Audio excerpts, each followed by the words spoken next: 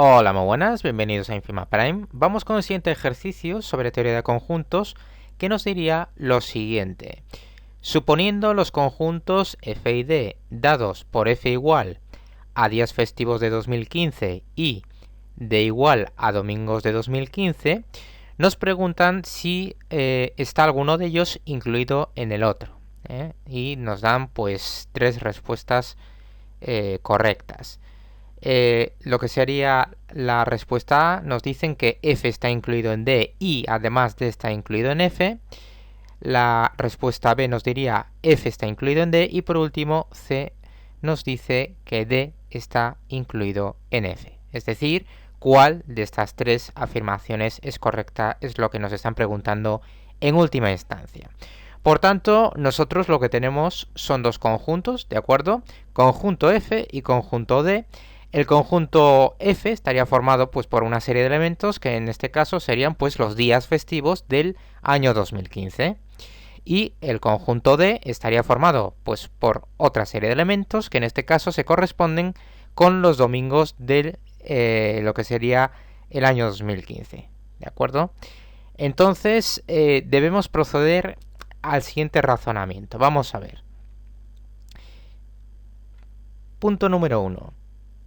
Es evidente que todos los domingos son días festivos, ¿de acuerdo? Es decir, los domingos de absolutamente cualquier año, no solamente los del 2015, sino los domingos de cualquier año, pues son días festivos, ¿de acuerdo? Entonces, vamos a ver ahora qué implica esta afirmación. Lo que implica es que todos los elementos del conjunto D, ¿verdad? Todos los que tenemos aquí, pues si son días festivos, esto implica que también van a estar en el conjunto F, porque el conjunto F hace referencia a los días festivos de 2015, es decir, absolutamente todos los días festivos que haya en el año 2015, ¿de acuerdo?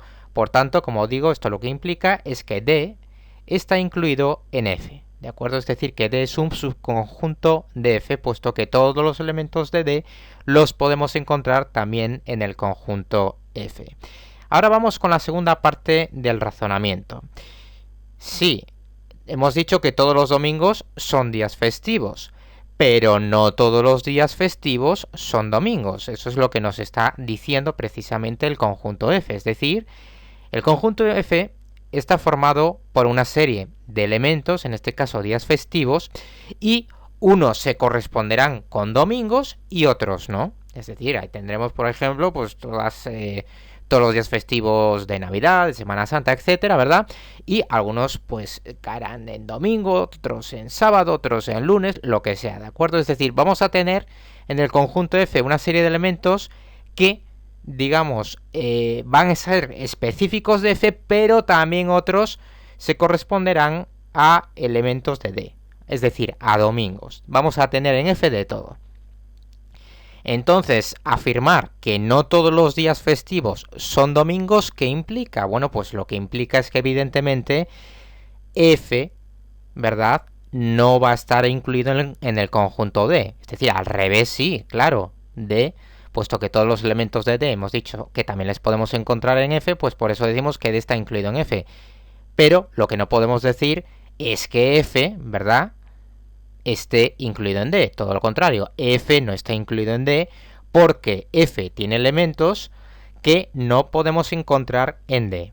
¿De acuerdo? Es decir, una cosa son los domingos, ¿verdad?, que son días festivos, y otra cosa son días festivos que no sean domingos. ¿De acuerdo? Es un poco así un trabalenguas, pero como veis es muy sencillo. Por tanto, pues si nos fijamos, ¿verdad?, en las tres respuestas, es evidente pues que desde luego no va a ser la respuesta B, es decir, F está incluido en D, acabamos de decir que no, lógicamente, ¿de acuerdo? Es decir, si F estuviese incluido en D, como dice la respuesta B, eso implicaría precisamente que pues todos los elementos de F les tendríamos que tener en D, y no es el caso, es justamente al revés, ¿verdad? Así que la respuesta B, nada, la descartamos. La respuesta A es una doble afirmación, es decir, se tienen que cumplir las dos cosas. En cuanto no se cumpla una, pues se acabó la historia. nos dicen que F está incluido en D, que F está incluido en D y que D está incluido en F. Bueno, ya acabamos de decir que F no está incluido en D, con lo cual no hace falta ni mirar la segunda parte. Es decir, si la primera no se cumple, ya no, esta afirmación no se puede cumplir.